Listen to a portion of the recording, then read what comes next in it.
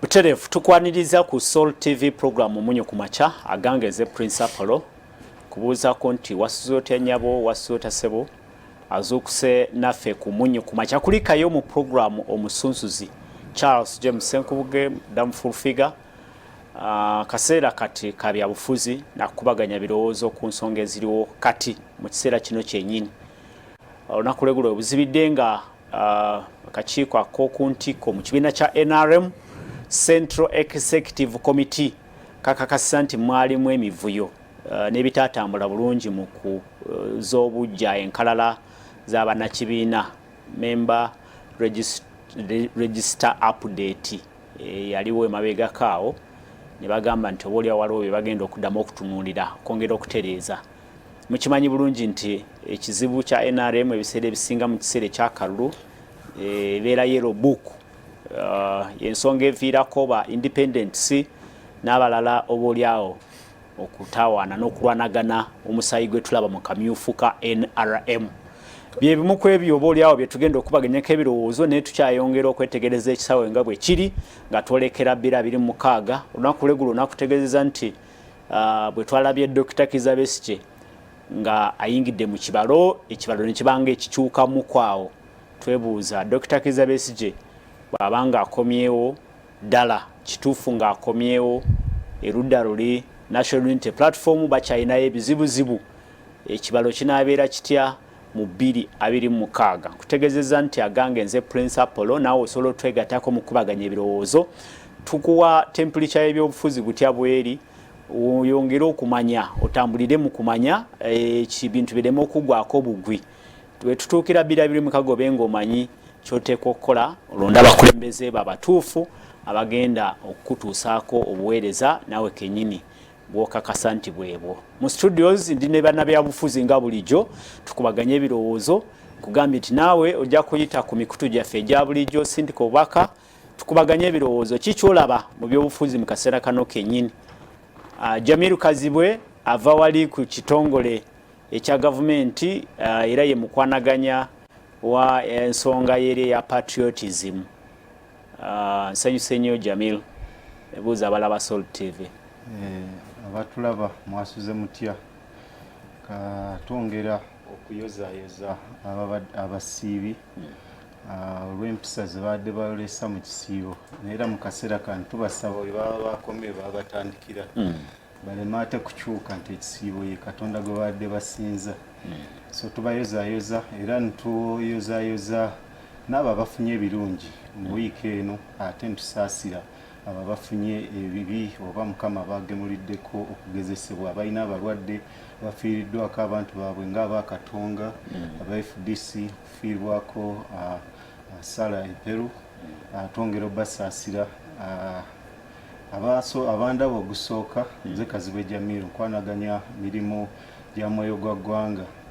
mu bendobendo lya Buganda oba Central Region.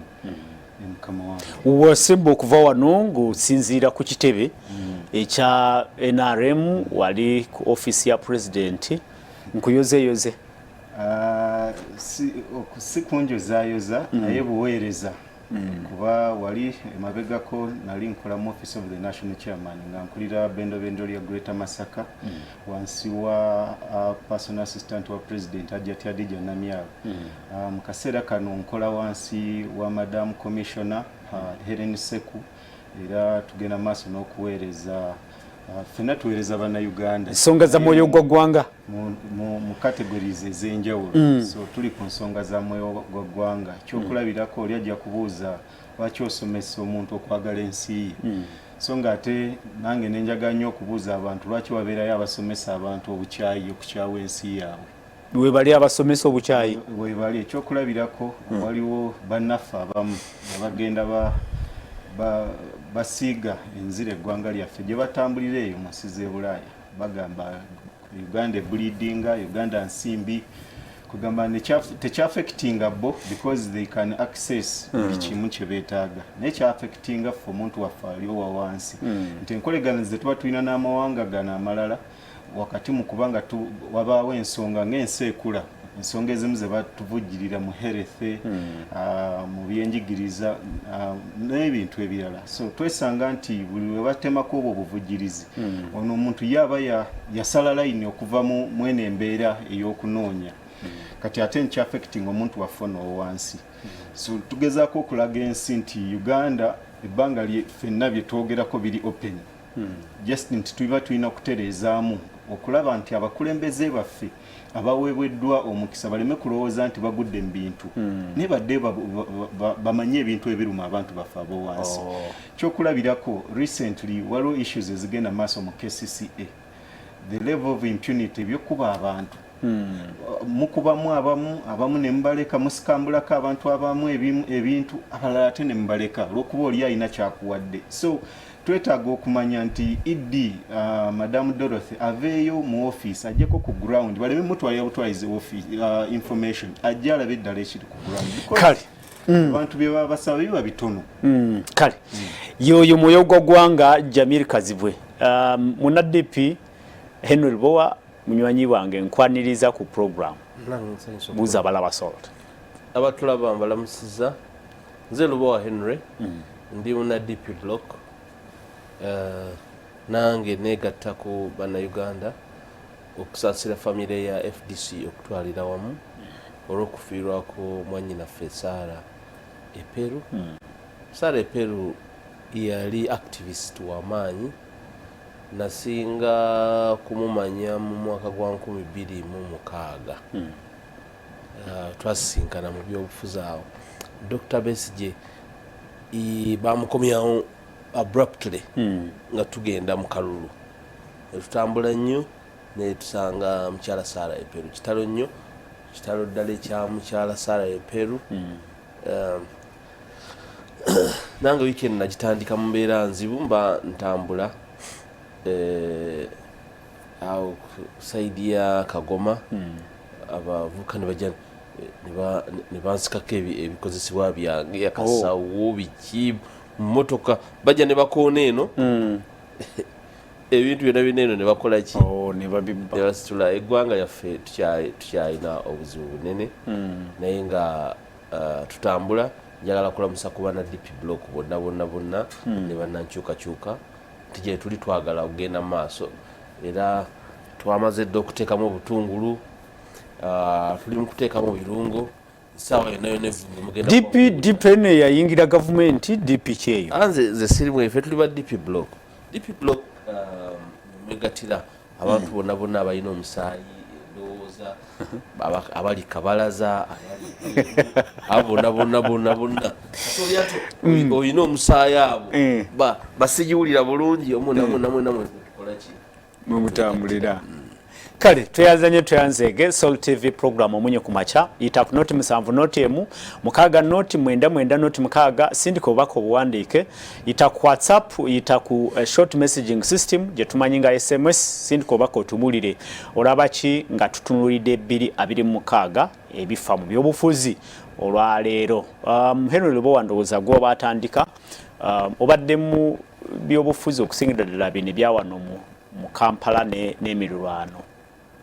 we wasinga okubeera ensiitaane y'amaanyi Dr. Kizza Besigye wakola naye nkimanyi nti muteeka okubanga mwakola wamuko alabika akomyewo mu kintu akomyewo mu kibalo tanabakulangirira naye bw'olaba gy'ayise mu consultations n'obuwagizi bwakuŋŋaanya n'abantu abamutambulirako mu kiseera kino kyennyini n'amaloboozi agavaayo galinga agagamba nti Dr. Kizza Besigye komawo mu mbeera yonna kiki balabye nga waliwo omuwaatwa Mwami Lubowa ne DP yammwe temukoze kimala era tubuuza nti Dr. Besigye mu kaseera kano bwakomawo waliwo ekikyukamuko waliwo ekisobola okukyukamuko mu kisawe ky'ebyobufuzi waliwo era mpuliddeyo amalowoozi nga aga Dr. Besigye yakomyewo naye Dr. Besigye yayitagendanga ebyobufuzi abadde naye yalangirira nti takyadda mu byobufuzi ebyokuvuganya ebiri elective yes era ekyali position ye twali naye mu PFT gye bayita red card naye nga position ye ekyali bwetyo era nga tukyadibetinga oba kituufu okuviira ddala mu byobufuzi ebyokulonda wadde nga ate birina omugaso ne ku byobufuzi ebisukka kukola ki kulonda. So si kituufu nti nno yali yavaamu naye ndowooza aseetuseemu ku nsonga y'okugamba nti talina kwetaba wadde okwegatta ne banne abaagala ebyobufuzi ebyokukola ki ebyokulonda kuba tulina okukkaanya nti gweosobola okuba nga toyagala yafuzi byakulonda naye nga balukwago bootambula nabo banyanjula bootambula nabo abantu bonna bootambula nabo bateekateeka kwesimbawo. So walina okubawo balance ndowooza awo wakoze eki waseetuse naye tulina okukkaanya nti mu politics waliwo virtue waliwo omuwaatwa gw'amaanyi gwe tubale tujja twogerako baganda baffe olwaleero mu politics. Yes, naddala mu opposition waliwo opposition politics. Yes, mulimu omuwaatwa. Waliwo omuwaatwa tuze tugoogerako. Leadership y'abaganda baffe abeekamooca bataddewo omuwaatwa gw'amaanyi ogw'abannayuganda aba National Unity Platform. Yes. Era waliwo questions ez'amaanyi ku engeri gye bakuttemu obukulembeze okweteekawo oba okutuuka mu ntebe ey'okukulembera opposition okulaga nti basobola eddala okutwala eggwanga mu maaso. Omuwaatwa ogwo we guli.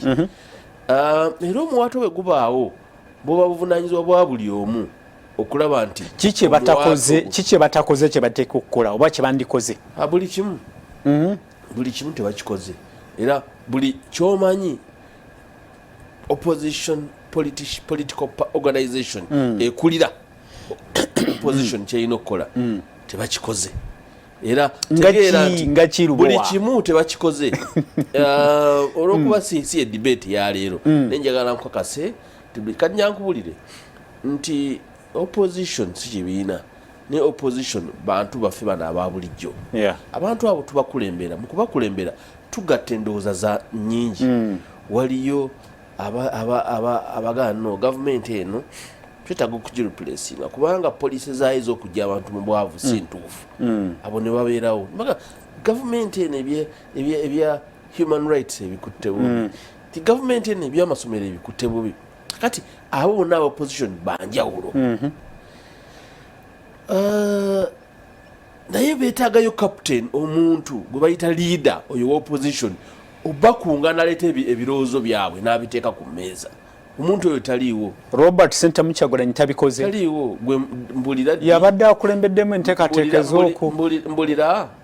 ddi we yayitayo aba opposition banne ne batandika okubaganya ebirowoozo ku nsonga eziruma eggwanga. Just tell me one time. Neffe nze natandika okukola politics wano nga waliwo Dr. Simogerere. Omugenzi Paul Kawanga ne mu kufa kwe era nga bannabyabufuzi bakyagenda ne bateeseganya bakkaanya nabo ne batakkaanya nabo nga bateesa ku nsonga ez'enjawulo. Ojjukira bulungi nti nno baamuyitako nga agenda kuweza emyaka 9 baamuyitako okukola ku nsonga gye bayita United Forces of Change. Abanadda bagitanga unity in diversion. Kwegamba nti tusobola okwegatta wadde nga tukola ki twawukana mu bintu ebiki ebimu naye ebyo byonna so leader mubuliddwamu omukulembeze oyo ow'entumu asobola okugatta ebintu ebyo n'okukumaakuma abavuganya gavumenti. Njagala nkuwa ekyokulabirako mu military kankuwa ekyokulabirako otegere leadership eya opposition bwebeera nti mu military ono akube emundu wa AK47 mukulu nnyo era asobola okulooza nti abala bonna si bakulu naye wabaawo omulala gwe bayita owa cover fire ow'emundu ennene akuba emundu ennene n'awa space ono wa AK47 okwadvansinga naye ono AK47 asobola okulooza nti nno ono emundu ennene mutiitiizi futu soja anti ono ali mmotoka mutiitiizi naye ng'ate bw'atabaawo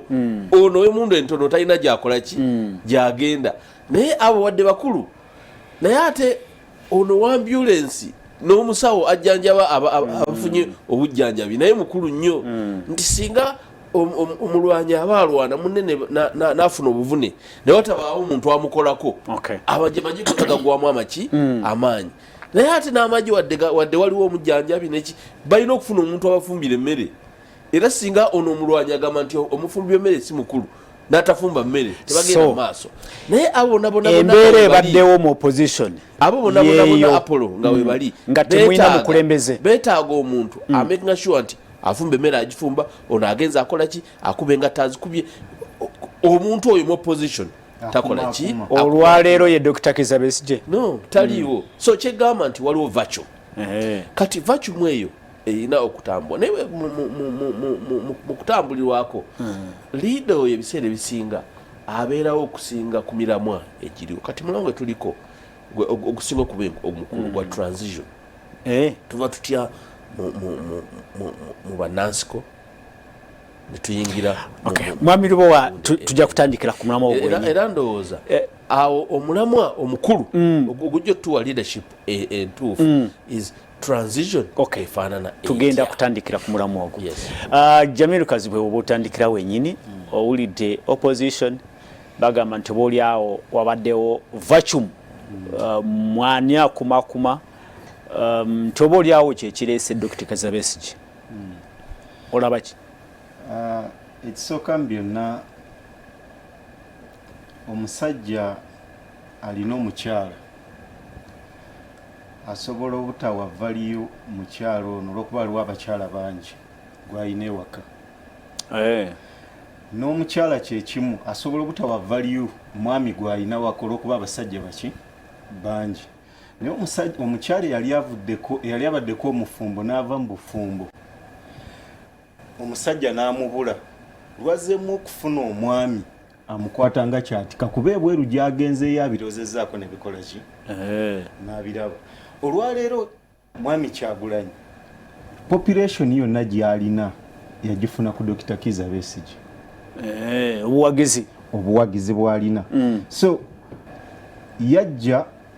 n'alimba bannayuganda n'alimba ne bannaffe abali mu opposition ani yalimba banne Honorable Kyagulanyi n'asuubiza nti Dr. Kizza Besigye after 20 years ng'avuganya President Museveni tasobodde kujjako President Museveni era kaseera kano yamutwala by then yamutwala nga a disappointment naga nti nze mumunkwase ebisigadde mbindekere and Ugandans have been disappointed abo abakkiririza mu ekyo gwatali wa opposition ebyo obijjawa anti byenjogera byaliwo era weebiri si nti byenjogera tebyaliwo yagamba nti mufune endangamuntu mwewandise mufune endangamuntu mulonde mubindekere nze Kyagulanyi ebirala mubirekere Kyagulanyi ate bwe yamala naga nti ate binnemeredde mbibaddiza kagamba wakati mu drama gwakola omungi wakati mu bukujjukujju anti ebiseera ebisinga buli lwotanywerera ku kigambo ky'abantu batandika okukubamu ebituli olwaleero Apollo bwe ŋŋamba abantu nti ŋŋenda kujja Mbalala baba bansuubira nti jjala nja kujja Mbalala bwe sijja mba nalimbye abantu abo kakati abantu bo bagamba nti nze emmeeri eri Kenya n'obagamba nti takyamalako wiiki olwaleero the true nze vacuum eriwo nga muganda we bwayogedde ya transition abali mu gavumenti n'abatali mu gavumenti buli president lwagenda ng'akula abantu batuuka ekiseera ne balowooza nti kyekiseera wabeerewo transition naye ate mu bintu byonna abantu balina ekintu kye beerabira ku President Museveni nti alinga boolaba wayini gyakoma okukula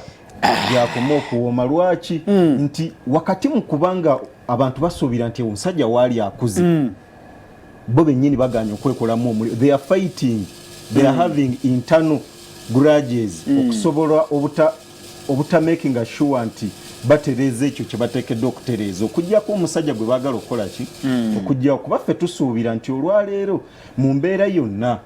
bo nga bwe bagiraba mu kuba nti president bamulaba nga akuze ate gwe mukisa gwe bandikozesezza n'ate ne batagukozesa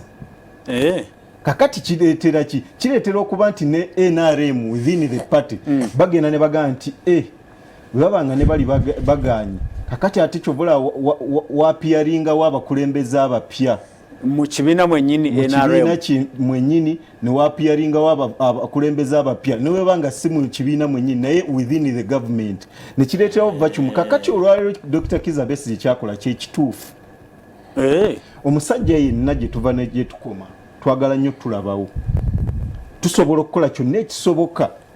okulabika nga tulabibwawo Dr. Kizza Besigye yawa abantu bano omukisa bani Honorable Kyagulanyi yabawa omukisa era wakati mu kunoonya akalulu mu 2021 teyabataataaganya. That is true. Yabeera ebbali n'agamba nti bwe mba nze kizibu mbalekedde omukisa bannayuganda maybe batuwa omukisa paka kati agenza okulaba nti ate be yawa omukisa ate beeyongera kwongera butatwala kozi ye gyalaba nti kozi ey'okukyusa obuyinza mu maaso kyekimukomyawo okugamba nti kano ke kaseera neddize kye nali nakola ki kuba olwaliro ebyobufuzi bya Uganda olina kulwanyisa w'amaanyi okubeera ow'amaanyi nga bwolaba Bobi Wine bwe yajja naga Dr. Kizza Besigye tatuyambye emyaka 2 omusajja amulemye nze mumpa omukisa nje kikola ki nja kukimala kakati bamuwadde omukisa ne kimulema okumala Kizza Besigye agamba kakati munzirize because njaga tukirize tugaane Bobi Wine abawagizi bonna baalina yabajja ku Dr. Kizza Besigye njaga tukirize kakati olwaliro Dr. Kizza Besigye ali mu kwezza ebyali ebibye teri kintu kyennyamiza era teri kintu kisinga kubeera kibi nga olwaliro opposition okubanga teina direction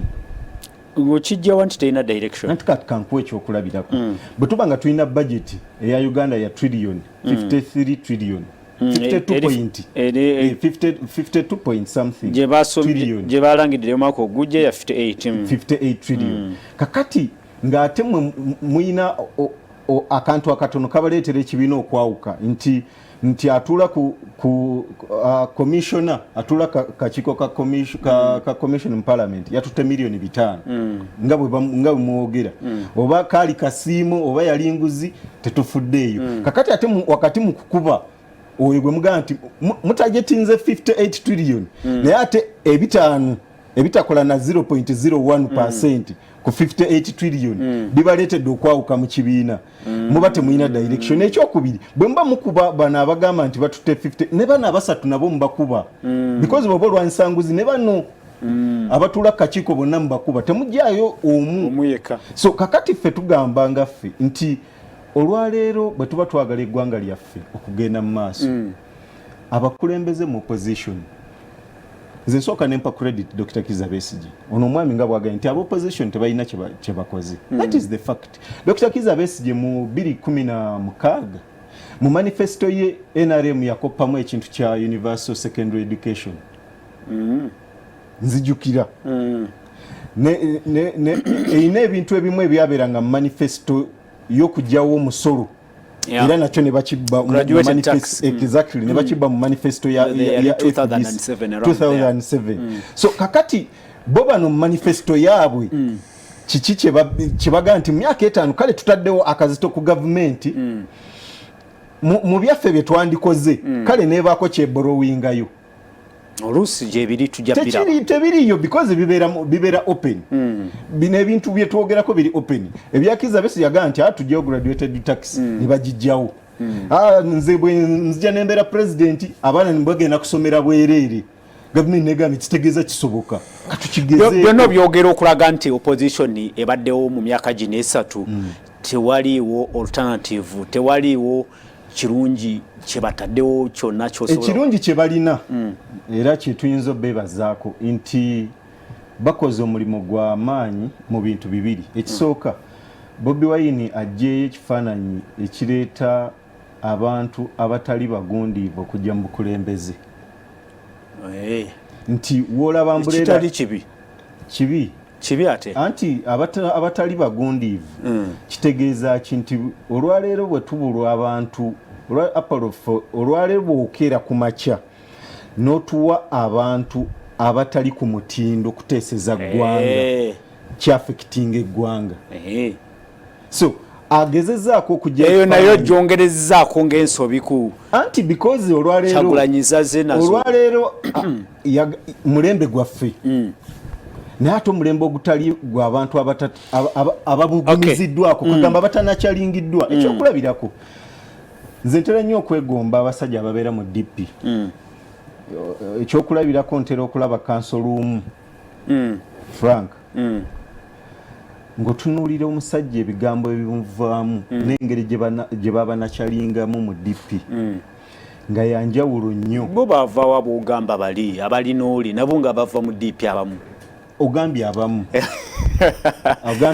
because abamu era bebirungi bwana Kazibwe kati nga tulaba Dr. Kizza Besigye eringa akoma mu kintu awo mmwe ewammwe temutya mu Dr. Besigye nga akomyewo nga yabatagaza wano bobanga waliwo mu biseera ebyo babanga akutte wakutte twamulabye Western ne South Western yonna alaze nti akyali w'amaanyi bw'anaakwata eyo n'omulala naye n'akwata oludda olulala NRM kyembadde mulowooza nti kyakuyisamuka mu kisero kyandibange ekibalo kijja kukyukira ddala kati kankuwe kyandifudde opposition ey'amaanyi singa bwakeera ku makya Bobi Wine n'agamba nti kakati tukutte Buganda era twagipenetrating nga bwe bagipenetrating nti bwe tuba tulina Buganda katukozese Kizza Besigye tukozese Amuriat tukozese stronghold zaffe nti tutudde kakati Dr. Kizza Besigye ntwala mu Western Axis oba mu Western region ontunde amaanyi ge twakozesa mu Buganda ge tuba tukozesa mu Western kyandikoze naye olwaleero Kizza Besigye bwakwata ekiwayi ekya Western na some part of Western n'agamba nti kati nze genda z'amaanyi Kyagulanyi nakera ku makya n'agamba nti nze nkutte Buganda Eastern ne Northern ne bagivaako of course tebagiriiko waliyo Teso sub-region eyo anti bwe bakeera ku makya ne bakomawo Kizza Besigye n'agamba nze siri mu bya bululu kuba yazze akyogera lunyu siri mu elective ki politics kitegeeza nti ye azze abalage nti wendi ng'omusajja yina kiki kyenaga nti abasajja ffenna twagala tulabawo nti wendi nga Dr. Besigye nkyayina amaanyi naye sijja mu elective politics mbalaze nti nkyamaanyi nkyagayina era mbibaddiza kiriza mu bannabyabufuzi esawa yonna asobola okugamba nti luli nali ngambye nti sikomawo mu elective politics naye embeera eriwo mu kiseera kino anti wanabeerawo vacuum actually nze nzikiriza Kizza Besigye ajje okuvuganya lwaki tuddemu tulabe bwe tuba twogera ku true person Yoweri true cause eya transition ey'okukyusa obukulembeze yali Dr. Kizza Besigye kati gwegala akomewo gwe wa NRM byebituufu because okuvuganya kya bulijjo buli wabeerawo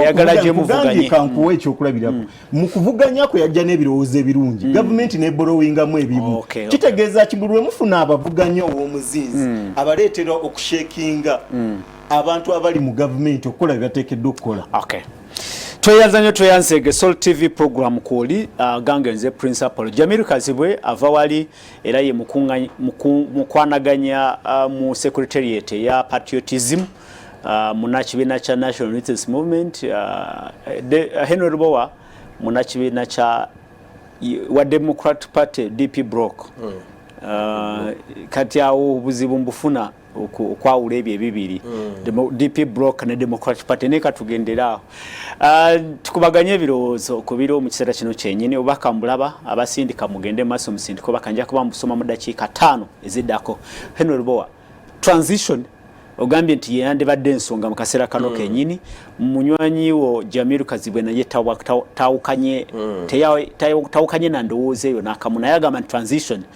kyekiriwo era kyekiri ku mitwe gy'abantu Kizza Besigye bwajja olaba nga transition awo beefunye direction beefunye omulamwa mutuufu n'abamawulire nabo balinga orientation y'abavuka bano abapya ensonga eya individual merit yabalemeramu balowooza nti bw'oyogera ennyo ku muntu olwo Dr. Kizza Besigye simanyi ono waati oba osolovinze ebintu by'eggwanga awo saagala kgendawo ngambye nti politics w'eggwanga ajja mu maaso ajja kubeera ng'ali shaped by ani oba baani abasobola okujja obulungi mu bintu bya transition eno kyekimu ku kizibu kya Uganda ekisinga okuba ekyamaanyi kasokedde nga twefuga tetufunangayo kujja buyinza kuva ku muntu omu kudda ku muntu ki omu. So politics ajja agenda kubanga atambulira nnyo mu transition era ekintu ekimu ffe mu kubala ekyetedde kya mwami Kyagulanyi obuzibu ne NUP nti by elimination eggwanga likkaanya nti si baakumwanja nnyo ku nsonga za transition kubanga transition yeetagamu ebirulungo ebyenjawulo yeetaaga abantu nga basobola okuwuliziganya buli omu. Group ya Kyagulanyi tebajja mu kibalo kya transition tebajjaamu nnyo because njagala nkuwa example transition e Kenya yaleeta abamwami Kibaki olina okuba transition kitegeeza nti omukulembeze abaddeko kati ng'ono abaddeko emyaka era kubanga abaddeko emyaka 4 oba even more ayina kumpi asinga state amaanyi ayina abantu bangi babadde nabo akati walina okubaawo omuntu nga n'abo abantu ababadde ababe asobola okubakwanaganya kuba tetugenda kuba na ggwanga pya. So bw'obanga tosobola kukwanaganya busonga butono mu kibiina kyo then transition tosobola kugikola ki that is a reality. Temubeera butali bwenkanya that is a reality okujjajinga Kyagulanyi ku nsonga emu yokka eno eri wakati we ne deputy we Mathias Mpuuga semu yokka ate bwana Apollo badde njagala ompe time tutegeere kuwadde obudde sebo nti eggwanga tulirabira mu bintu mu kifaananyi kinene naye mu nsi zonna ebintu akatyabaga akasinga okubeera mu mawanga kabeeraako transition bw'olemwa emawanga gonna be gali mu managing transition gagenda mu crisis mu katyabaga. Somalia yali ggwanga limu side balenga mukulembeze kati ne Ethiopia kumpi naye bwe buzibu bwekola kyo transition ne Uganda esobola okugenda mu kaseera akati katyabaga aka transition. So ensonga ya transition tujikubaganyako ebirowoozo kubanga ffenna etukola ki etukwatako kakati bwe tutandika okulaba baseti y'aba leaders abagenda okubeerayo emyaka 2 okuddamu tutandika okubaganya ebirowoozo biki byalina okwogerako kati nyankubulire tulina wano ensonga ng'ojje ku kyokuwaayo obuyinza okuva ku mukulembeze omu okudda ku mulala tulina n'ebirala ebyo bokka okuva okujja ku mukulembeze omu Mwai Museveni okudda ku mulala nakyo kyeta issues. Waaliwo debate wano nga bagamba no I think ndowooza tufune bagiyitanga rotational waaliwo group yajja mu parliament nega bannange tufune rotational presidency nti president bw'abanga avudde mu Western Uganda adde mu Northern Uganda naye aba Northern Uganda bakkirize nti addeko ne mu Eastern Tanzania ekikola bayina engeri gye bakolamu rotation yaabwe okitegeera bagenda Tanzania Tanganyika bayina engeri gye bagenda babalansingamu kati abantu naye byonna bijja mu nsonga za transition fano mu Uganda tufunanga time ebikubaganyako biki birowoozo kakati debate says za transition ekibuuzo kibadde nti Dr. Kizza Besigye kati lindako ogambye nti waliwo void oba vacuum ebaddewo mu opposition Dr. Kizza Besigye okujja nembuuza kati gulaba nga yagenda okufiiringa void oba ebaddewo nti parameta enkulu ya transition. Dr. Kizza Besigye olaba nga ye muntu omutuufu okuspearheadinga issues za transition zoga nti gwe mulamu oguliwo mu kiseera kino kyennyini asobola naye era asobola okubanga naye kumpi si mutuufu okusinzira buli omuntu abayo omuntu njaga gamba bwe nti ebiina by'obufuzi bino byolaba kati nga FDC twogera ku FDC revival oba issues ziri mu FDC kubanga issues eziri mu FDC zezi issues eziri mu DP zeziri mu bibiina ebiki ebirala akati issues eziri mu parties zino buli emu eyina enclave yaayo weyina amaki amaanyi. Dr. Besigye ne waba w'amaanyi atya erukungiri tajja kuba w'amaanyi mu Buganda okitegeera era tajja kuba w'amaanyi Teeso kubanga ne bwanaakola era tajja kusinga bannandala mafaabi ebuki ebugisu naye nga wamaanyi okitegeera naffe aba DP block niwe tunakola batya tutya tetujja kusinga Dr. Besigye maanyi lukungi okitegeera era issues kakati issues eziri wano mu NUP ne mu DP block ne biki elukungi tezibakwatako okitegeera kubanga issues zaffe tebazifiiringa so mu politics amaanyi g'ekibiina tegajja kukyuka nnyo kuwa ekibiina ekyo wekirina amaki amaanyi ekyo no kitegeeza nti era time ejja kutuuka buli omu aleete amaanyi ge wegakola ki wegali tugatte eki gwe mulamwa ogwa United Forces of Change ekisenge ekyo kisoboka kyekisobola okukolawo enjawulo ekyo kikulu ekyokulaba nti nno wabeerawo okukola ki okuwuliziganya naye era ku miramwa kubanga era waliwo emutuuka kati for example fe tulina dipaach ey'amaanyi ku United Forces of Change ku nsonga za morals DP block ku nsonga za morals kubanga twabagamba bamwami Kyagulanyi nti twagala ensonga zino ez'ebisiyaga batuwe position yaabwe mubeere berufu muveeyo mu lwatu kakati mu nkola eyo kugenda maaso kisobola okutubeerera ekizibu okutambula nabo nga tebatubuulira nti wano we bakoze eki webayimiridde kubanga ebiseera ebisinga okujjako gavumenti nemugenda nemukola gavumenti nemuyingira okujjako gavumenti kisobola okuba ekyangu naye okugiyimiriza nga mwena muyingiddemu kisobola okuba ekizibu especially nga ebikulu temubikoze eki temubikanyizaako nze nsobola okuba nga sikkaanya nankola yabufumbo bwabikukunyu netuyingira mu gavumenti nga abasinza okugivujjirira esente ate babiwagira kati tubeeno netulwanagana netukola ki nemukiyuza very important things so emiramwa kyendowooza nti debate yandibadde nti emiramwa emikulu giruwa egigenda okusepinga Uganda ey'omuki ey'omu maaso so sigamba nti engeri gundi gye yakomyeyo kati agenda kukola atya I think nti no awo debate tuba tugisiza nnyo era njiraba nnyo mu ngeri engenderere gye ndowooza nti nze naliwo nga tuzimba people power ensonga ezazimbisa people power zaali ku bunafu obwaliwo mu opposition ate ngeri obunafu obwo bwali nga busongeddwamu Dr. Besigye tebuvangawo kubanga Dr. Besigye naye yakulembera opposition emyaka 18 issues ezimu kuzaaliwo okutuuka opposition okubanga nayo yeeyuluzaamu nazo zikyaliwo tezivangawo era kyembadde njala okubuuza emiramu egyo kyembadde njala okubuuza nti Dr. Besigye babanga yakulembera opposition emyaka 18 yes nemulabanga oba oliawo ntakoze kyateekwa kukola nemuleeta omulala naye ate ebintu webiganye era Dr. Besigye wuno yalinga akola ki tekiraga nti nammwe mu bulamu mulemeddwa mulinga abaddayo gye mwava okujjako obwa captain ekiraga nti temulina gye mulaga okujjako obwa captain tekitegeeza nti tolina mugaso mu ttiimu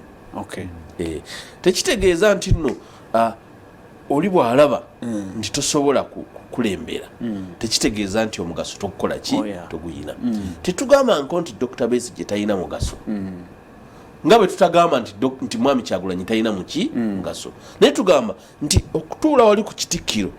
ekikwasaganya buli omu mu mbeera efuula buli omu comfortable oba oli awo ayina kyata kyasobola kukola ki kutuukiriza ye debate eriwo ate okutuuka wali waggulu olina okubeera nga emiramwa emikulu tulaba nti wakiri buli omu omutegeera nga ekibuuzo kisembayo kikino nga tugenda mu baka wabatulaba mwe mu DP block kati awo bwe mutunulamu bwe muti mulabaani ffe ekisooka talent tulina nnene nnyo nti DP blocker simwe muli ba Dr. Abedi Bwanika buli wetutunulira wano buli wetutunulira tuyina balulume basamu mukaaku bamabike ba Dr. Abedi bampuuga we have a lot Bosembezayo bamuwanga Kivumbi, but we have a lot of talent. Njagala nkubulire ekizibu ekiriwo nti abantu balina akatiba ke bateeka mu bantu baga nti akatiba omuntu alina okubanga amasanyalaze alinnyo nnyo. I think awo eggwanga problem yava mu kirana walinga abo ba Dr. Semogerere. Dr. Semogerere yalina masanyalaze naye ng'eggwanga limu appreciatinga nti ali soba ensonga azikwata buki naye yamaliriza era nga takute mu kintu. Soul TV program omunyo kwe tuli katusome obubaka wabatuuliriza then tugende mu maaso. Abakulu bali mu studios. Dr. Kawanga Semogerere yamaliriza era nga takute mu kintu sebo. Waliwo abajjawo ne bamukuba busu bamukuba busu okuli oba president w'eggwanga si ye success ey'obufuzi nti omuntu yenna ayina okuba success. Good morning for Kano Kizza Besigye after losing 4 times against Mr. Museveni and disagreeing with top members like Honorable Nandala Mafabi, Geoffrey Kanya because of failing to share money billions. Soma message ngabwe. Equally now he had decided to destroy FDC by forming People's Government. Red card now deputized. Okay, message mpanvu.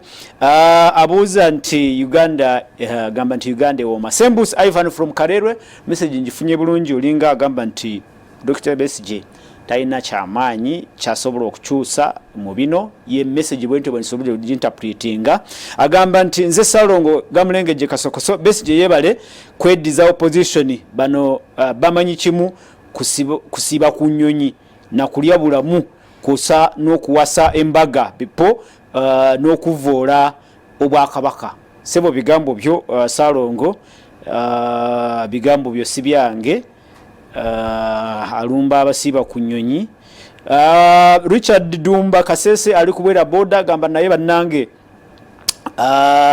mwete mukwatibwa nsonyi okwogera nga muli ku TV mu Kampala ku byobufuzi nga Kampala awunya era n'enguudo nfu. Sebo tukole ki fe twogera bwogezi tetulina buyinza bukola nguudo neera nabyo tubyogerako bwe tutabyogerako olwo enguudo nga ziterera tujja wano ne tubyogerako ngaffe bwego byebitukanye ne Mwami Museveni sebo emyaka 4 n'ekibuga kyawunya toyananye toyanzege. Kale obubaka buno bukyajja agambye atya agambe tumase mutya Mwami Apolonzeke Rojo okuva Ekabatoro Katwe Town Council Kasese ekyokudda kwa Besigye kirungi kubanga kigenda kusa government ku pressure. Soul TV kwendi owulidde sebo tumujja kubeera ku bunkenke tobulabanga Dr. Besigye ng'akomyewo singa Besigye akyaliko majje ku nnyanja tegandi tutulugunyiza ye Mugisa Ebuliisa. Owulira sebo nti singa Besigye yakyakulembera opposition oba olyawo nti ebimu ebimanyigiriza bayandibanga byagenda dda. Good morning Mr. Apollo Longleaf, House of Prayer Ministries. The problem we have in Uganda is that our parliament is corrupt. The man we have in opposition who is true is Dr. Kizza Besigye. We pray for him. I am Mukisa Aran from Chengera Town Council. Obawulidde ndowooza bantu bakyakiririza mu Besigye baga nti ye opposition omutuufu. Ye opposition leader omutuufu. Naye opposition oza yatandise okukola. Kubanga gwe bw'olaba obutonyatonya n'olowooza nti no ge mazzi kati enkuba ey'amaanyi waliwo ekijja olwo mumuyina kye mugenda okukolawo ekinene ekisinga kwekyo gwe bw'olaba obuntu obukoonakoona n'olowooza nti no ye enkuba kati enkuba yennyini bwena kale nze Augustine from Ntungamo nup eringa oluyiira Geoffrey Rutaya namufuna ku speed mbwe eringa oluyimbalwa Rutaya na ku speed era agenda kale Agustino message tugirabye toyanzanye toyanzege agenda mangu mbwe yajja ku speed yali n'agenda mu bwangu kati olubagamba mbu Kyagulanyi agenze takyadda ate tewamulya luyinga agamba basima ogenze banamusima nga gwereddeyo. Kale webale kuweereza Mr. Paul ekizibu kye tulina mu bannankyukakyuka buli omu ali mu kwekwasa munne. DPO tekyalina kyetugamba bagitwala dda tekyali ku opposition. Mwami Robo watusonyiwe nze Muwonge Shafik enabingo ndozo owulira DP nti mwayingira dda babatwala dda nti akati era oli bwawulira nga sina tweyanza Muwonge Shafik kyemugamba Mwami Shafik ye yebuulirire nti nno eggwanga litambula bulungi yakozeewo ki. Morning, Mr. Apollo. Let those visitors go to the School of Patriotism so they start front paging this country other than their individual targets. The problem of leadership, shall be dealt with once all pivotal prayers forego individual interests and have our country at heart. And last thing that we must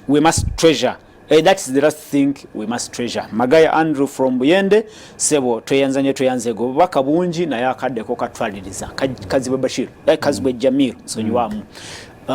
uwunzi kandowooza eddakiika tulina 2 nga tumaliriza obawulidde abatuwuliriza abakubya amasimu baweereza obubaka n'ababadde batulaba tubeebaza era temulekera ngaawo manyi bagambye base gye bwakomawo pressure gye mugenda okufuna ekikulu si nnyo ku pressure naye nze njagala nnyo abantu abakulembera ne president ffenna abakulembera ne president abamuyambako mu buweereza tudde wansi tuyambe abantu baffe era nze ntera nnyo kigamba abantu baffe nti abakulu oba abakulembeze mwakakitegeera nti mulina okudda wansi muyamba abantu situakakitegeera naye nze nkuwa kyakulabirako Apollo nti ffe generation yaffe eno batono nnyo abafunye omukisa ne tujja tuweereza abantu tubabuulira ebituufu abalala batasobola babuulira nti abantu baministers permanent secretary bakaawo muve mu offices tugende ku ground ebintu ebiruma abantu muleke birinda abantu bababuulire bakigatto kyammwe babloka bammwe bajja ne bababuulira information ne babagamba nti ebintu birungi ng'ate si biki si birungi ekyokulabirako issues za Kampala zifuuse issues